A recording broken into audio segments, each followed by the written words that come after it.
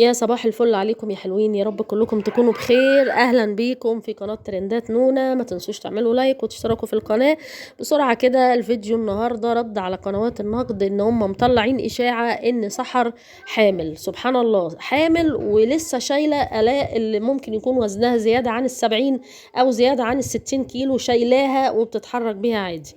طبعا محمود لسه من يومين منزل فيديو فرح في البلد، وكان مصور سحر طبعا، ومصور فيديو جميل قوي ما شاء الله. ربنا يفرح قلبهم جميعا ويجمعهم دايما على الفرح والسعادة يا رب. فمنزل صور. قنوات النقد طبعا عايزه تهري في اي هري، فاللي هو راحوا جايبين الصوره ديت اللي قدامكم وقالوا بس اسكتوا بقى عشان سحر حامل وهم مخبيين ومش عارف ايه. بسم الله ما شاء الله، هتخبي على ايه؟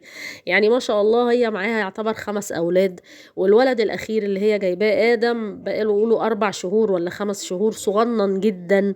ولو هي حتى ده لو هي حامل، بطنها مش هتلحق تكبر بالطريقه ديت في خلال 3 شهور ولا شهرين، ولا لو هي حتى حامل في 4 شهور.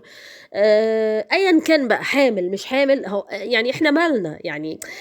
هي احنا مالنا، احنا ليه على طول ماسكين العيله ديت، عيله الحاج جابر، في الستات بتاعتها. نقولوا آلاء حامل، العروسة الجديدة. لا لا لا لا لا لا لا، دي نهال هي اللي حامل. لا لا لا يا ابني، ده سحر هي اللي حامل. حابة هتطلعوا لنا وفاء حامل، وربنا يستر ما تخشوش على الراس الكبيرة وتقولوا حامل. يا جماعة، ادي صورها هي في العيد، يعني في عيد ميلاد زياد. بطنها عادية جدا، هي ممكن بس تكون متقلة في الفطار شوية. الفستان ممكن تفصيلته، يعني على فكرة تفصيلة الفستان اللي هي بتبقى ممسوكة من تحت الصدر، يعني ممسوك من تحت الصدر ونازل على واسع. لو واحدة رفيعة لبسته بيبان ان هي ليها بطن، وبيبان انها الناس تعتقد انها حامل والكلام ده.